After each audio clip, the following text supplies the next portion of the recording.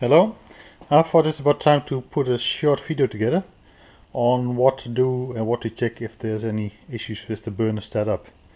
So to start the burner, we'll need some air, we'll need fuel, we need the evaporator to turn the liquid fuel into gas, and we need a glow plug to start it up and to get the gas to the self-ignition temperature. So first thing we'll do is we'll disconnect the fuel line. Going to check if there's no air in the fuel line, if the fuel pump is working. So what we'll do is we'll go to installation menu and then to fuel bleed to turn on the fuel pump.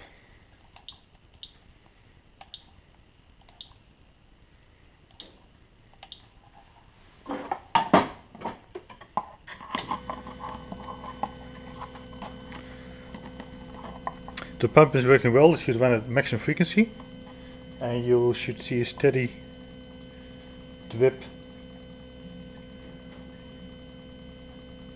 coming out of the fuel line.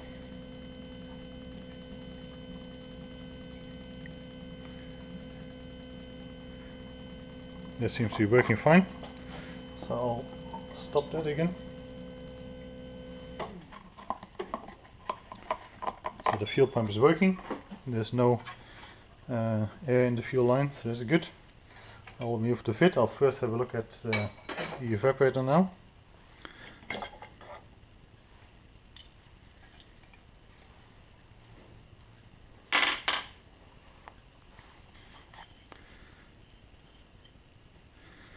There shouldn't be too much carbon in here. It's been cleaned not that long a time ago. You see it's black, but it's still fairly open. It should be right, but to be on the safe side, I'll put a new machine anyway. Rotating movement, you can slide it right up to the top, so the bottom end is free.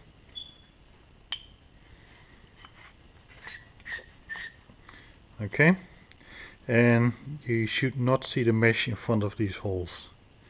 That should be all open, so the gas can come out. So now we'll put this back together again.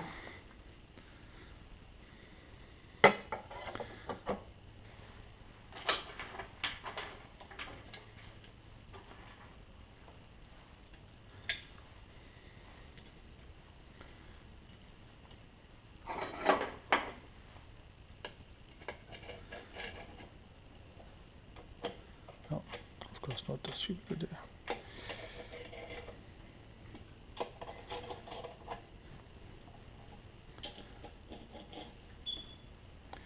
Okay, it's taking place.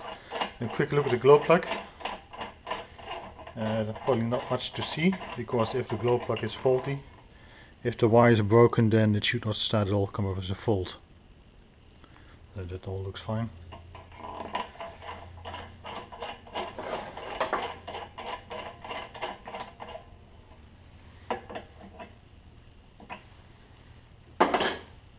Now we'll have a look at the fit, see if that's set up properly, because if not, the burner will start but it'll shut down after a few seconds because it's there's no flame signal.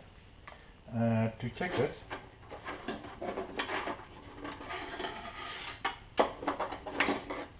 we need a wire. It goes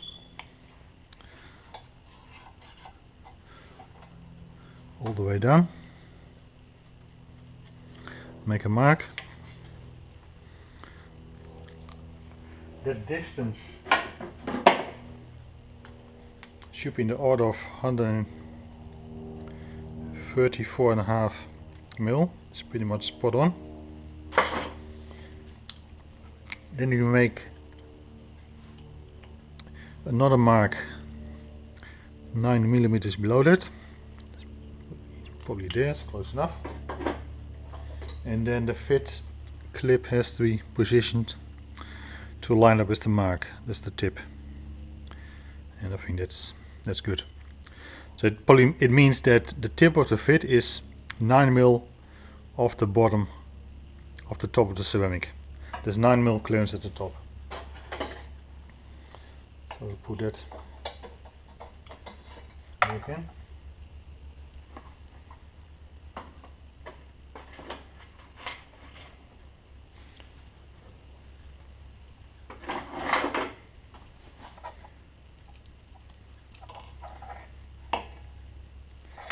Easier to do it this way.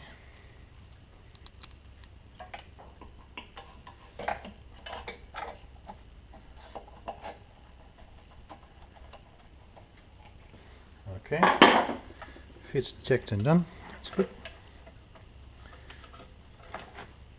And the fuel line can go back.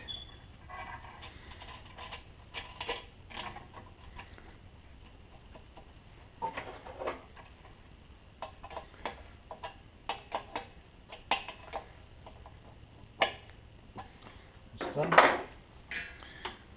Glow plug wire can go back. Tighten that one, I think I did. Yep.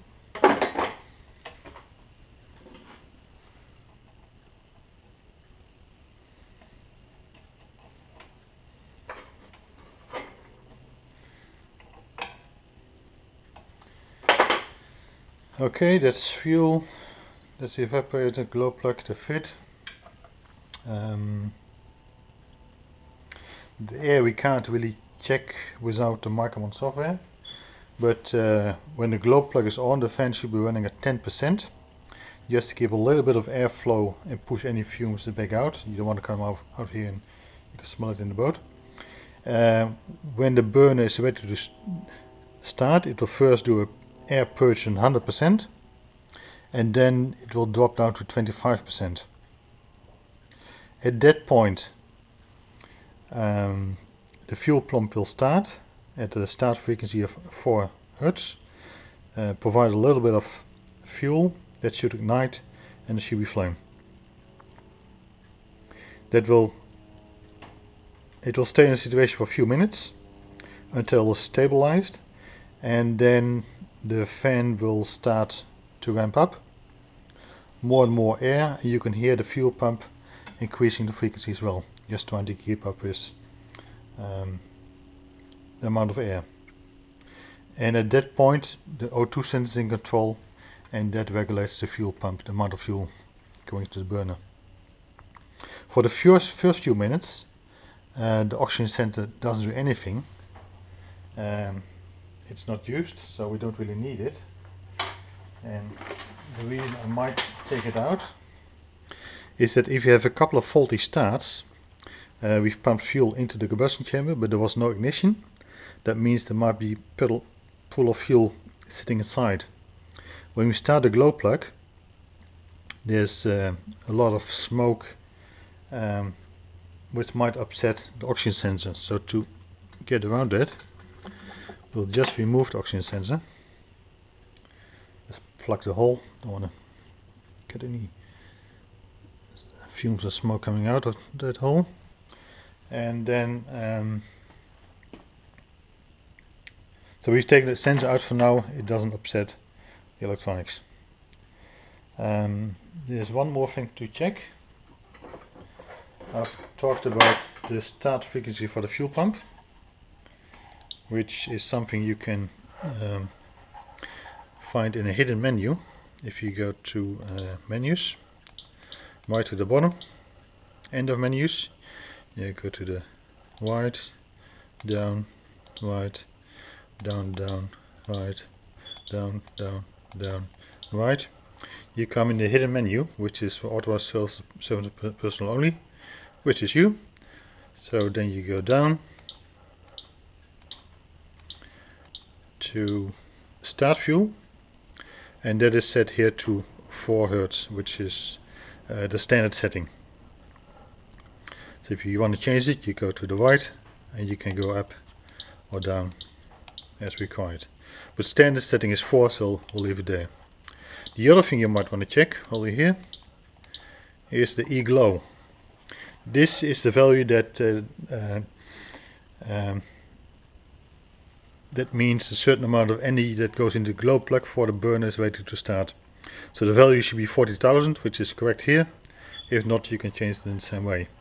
It just means that there's 40,000 something of energy going into the glow plug, and this should be warm enough to evaporate the fuel to the self-ignition point.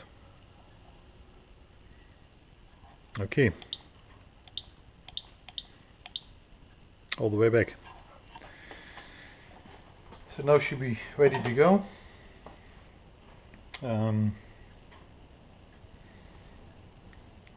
Everything done, so we are ready to start.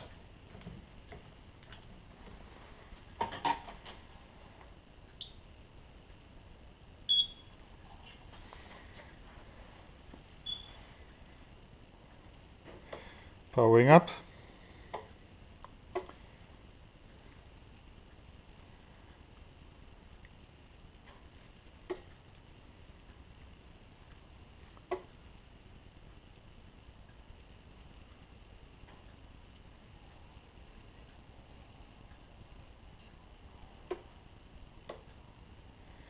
Couple of internal starts, relays clicking, a pre-check.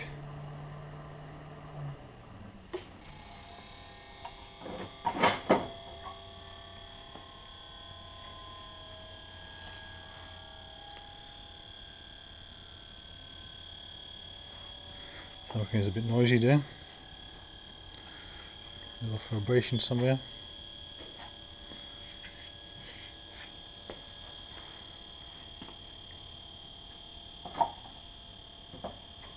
So now it's preheating.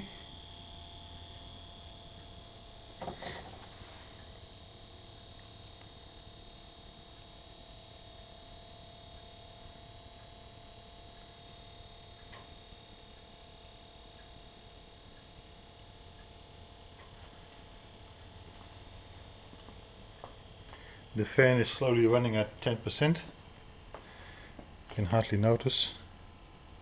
You can feel it running.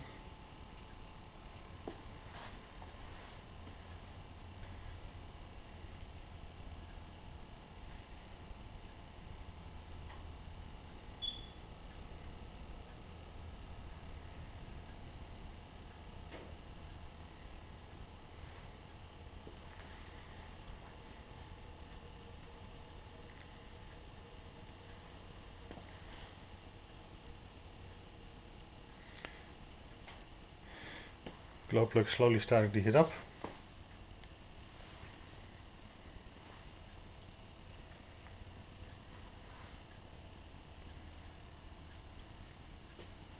Now we'll just have to wait.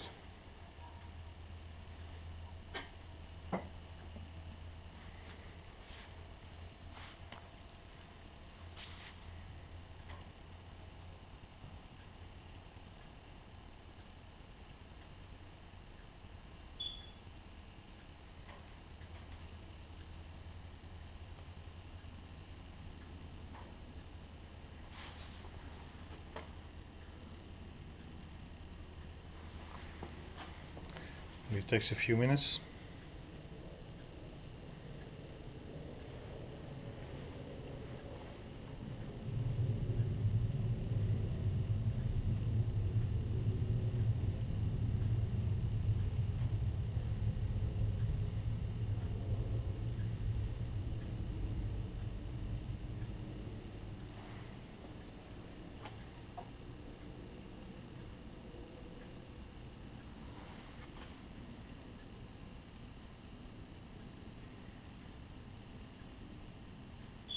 The globe itself is now so hot I can't touch it.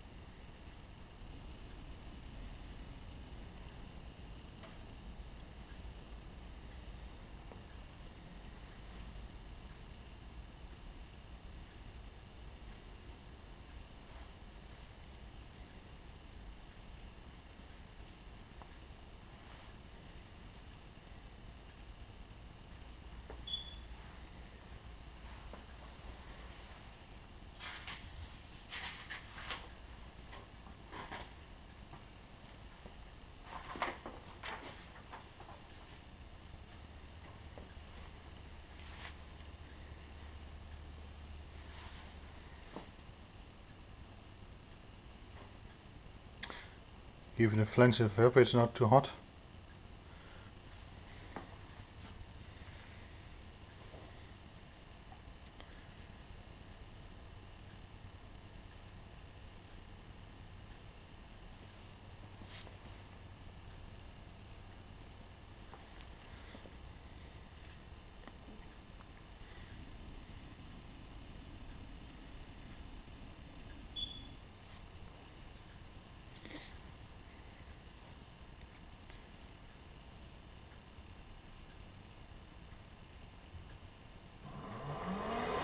Okay, now we have a purge, 100% air.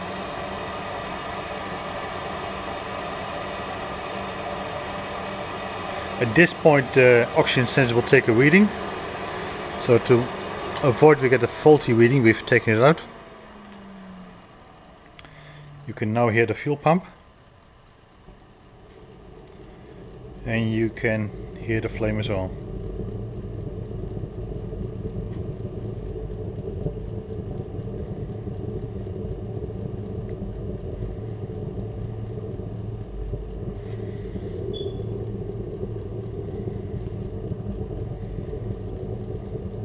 Any fuel was left behind from previous faulty starts will burn away now. And you can now put the fuel oxygen sensor back in.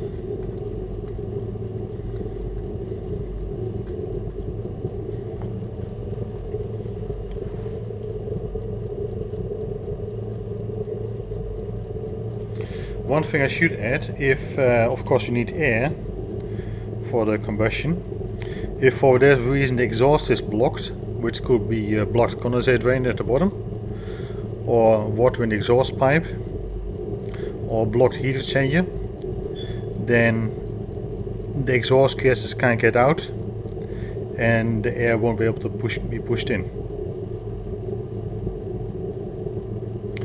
So what you can do to check is just take the top off, the top plate, have a look in the heat exchanger, make sure it's all clean, not clogged up with carbon. Pour a cup of water in the top, and that should come out at the condensate drain at the bottom straight away. If not, the condensate drain might be blocked, the condensate level raises into the heat exchanger, and exhaust gases won't be able to escape at the bottom. Not sure if you can hear it, but you can hear the fuel pump frequency going up.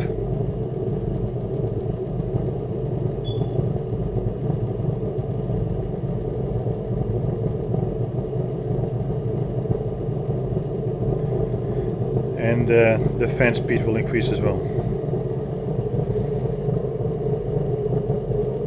I hope this was helpful. If this is enough to get the burner up and running again, then send me an email and we'll see what we can do. Thanks.